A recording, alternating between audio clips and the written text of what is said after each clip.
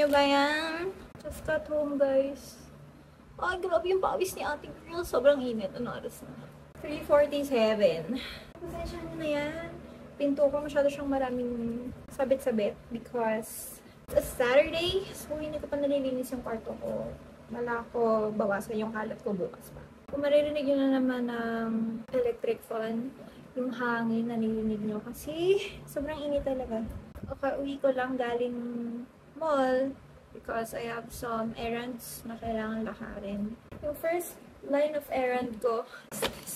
Bukas na siya kasi binigay ko na kay Papa yung kailangan niya. Meron siyang skin condition right now. So, kailangan niya ng special sabon and special lotion. Kaya ayun, binigay ko na sa kanya. Actually, hindi pa talaga dapat ako mag-repurchase ulit ng skincare. Kaso, sayang naman yung punta ko doon kung hindi ko nalulubusin.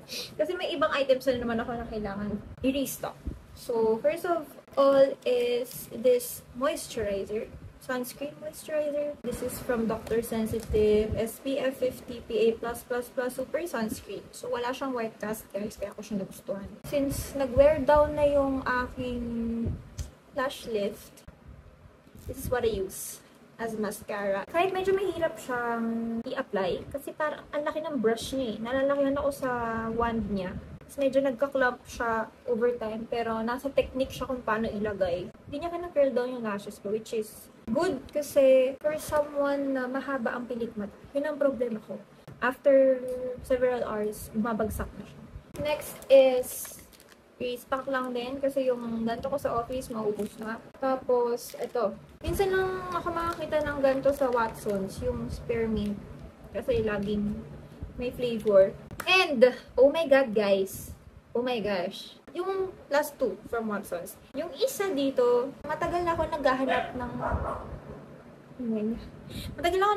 gantong item. Kasi yung binili ko ay, nasabi ko na, eye cream. Is hindi siya effective. Though nakakabawa siya ng puffiness ng under eyes, hindi siya nakaka-whiten. So, guys, feeling ko kailangan ko namang mag-splurge. I mean, deserve ko is-splurge yung money ko sa mga bagay na kailangan ko. Huwag niyo ko kamain, please! Guys, I got Innisfree Green Tea Hyaluronic Glow Eye and Face Ball. This is an eye serum with a lightweight texture formulated with green tea extract, hyaluronic acid. Hyaluronic acid, I love it.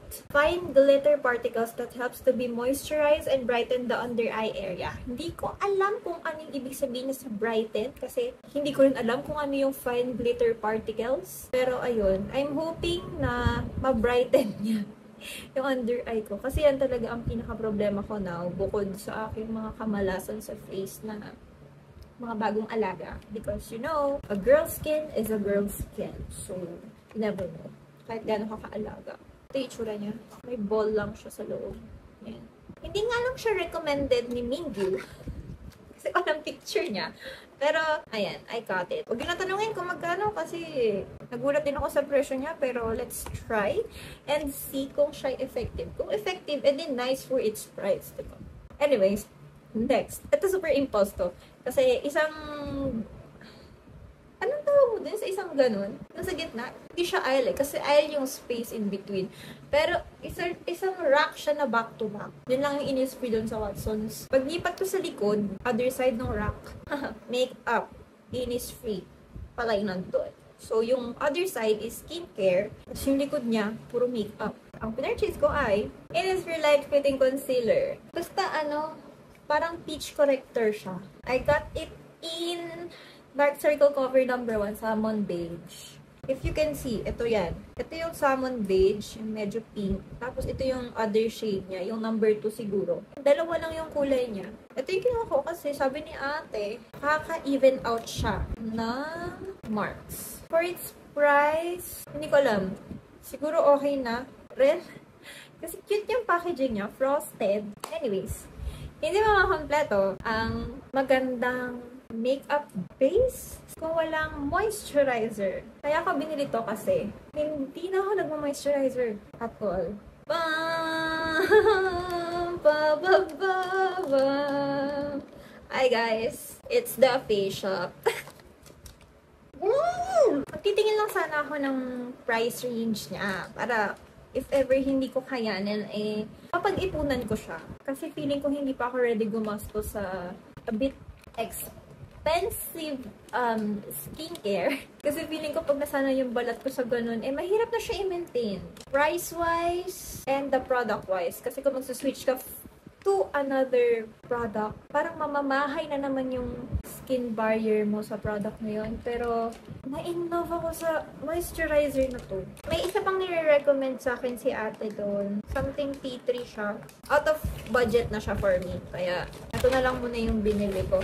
It's the White Seed Brightening Lotion with niacinamide. Ito yung packaging niya, guys. Ang medyo downside lang, which is not so very downside for me, is sobrang bango niya. Pero, formula-wise, ang ganda ng formula niya. I swear. Diba? It looks expensive AF. Meron siyang cup, which is nice. Water-based siya. So, mabilis siya i-absorb ng... ang bango niya talaga. I swear. Ayan, water-based siya. Saka hindi siya sticky. Yun yung gusto ko. Ang bango niya talaga. Ang dami niyang binigay sa akin na freebie. Itong si Dr. Belmure trial size. Ayan. Mukha siyang, lalagyan ng milk ko. Ito pinaka-cute. Rice Water Bright Vegan Serum. Tapos binigyan niya rin ako ng 3 vitamin C serum. Ayan. So, that is the haul for the Face Shop. Matatapos ba ang paglalakwatch ng taong to kung walang tama. First time in the history of my working career, nabumili ako ng 3 album sa Enka. Okay, hear me out. Hear me out. Nagrasa na naman siya ng gastos niya, B. This is due to ayokong maghawak ng cash. Ayoko nang may cash ako sa wallet. May malaking cash ako sa wallet. Overthinking is there, nang-hold up ako, na mananakawan ako, and kung nagkataon na mangyari sa akin yun, tapos may ganong pera sa wallet ko, nakablot yung bag ko, na-snatch yung wallet ko, iiyakan ko yung pera na yun.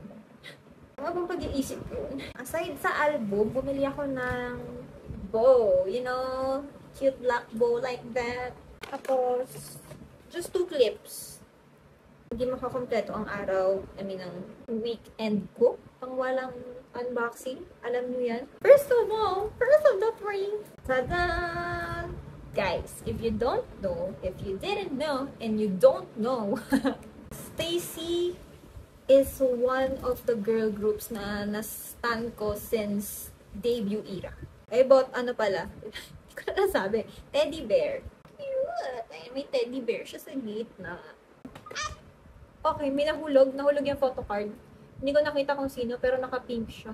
Or sticker. Sound. Ship ready! Ang bias ko dito ay si Aiza. May pangalan siya!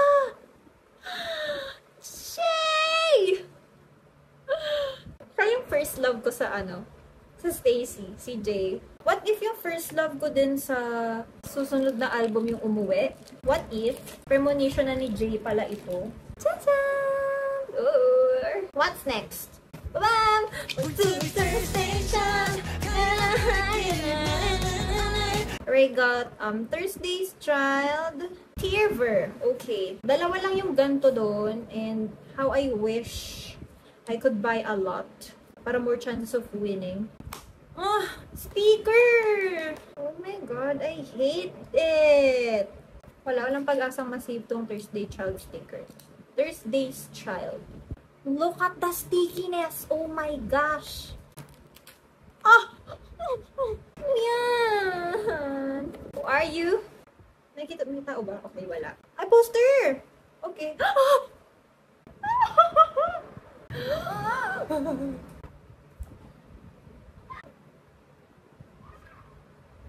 Hindi ako na.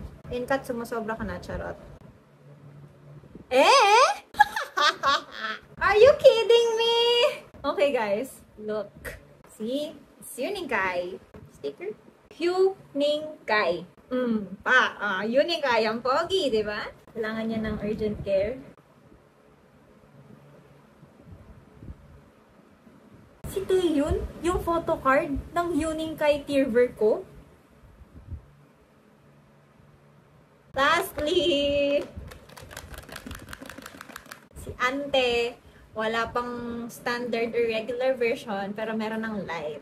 Sobrang torn akong bumili ng 17 or TXT.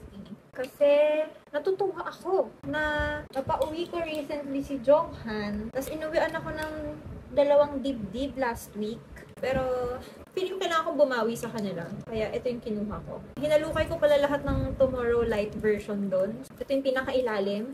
I don't know how this thing goes. Mukhang marami siyang laman. At dapat lang kasi medyo mahal siya.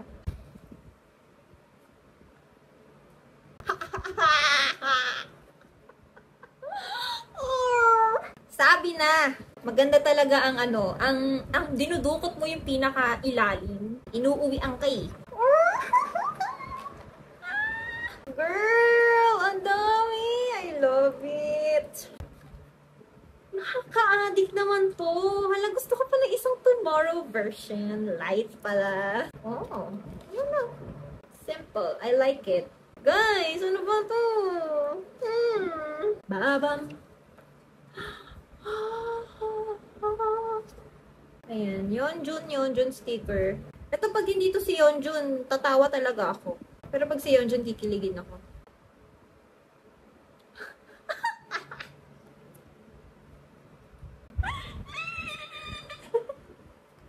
Babe!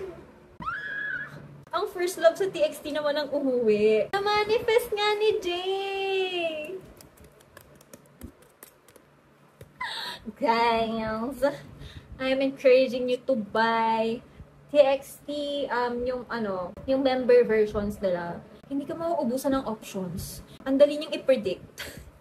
I love it. I love my pools. I'm so satisfied sa aking gastos today. Tama na kasi wala na rin akong pira. Meron na akong gravity, meron na rin akong lalabay, meron na akong Tearver, meron na rin akong light. So, ang kulang pa na lang ay Together version. Fight or Escape. Anyways, it was nice meeting you guys. Hindi na natin tong kalokohan na to. Annyeong!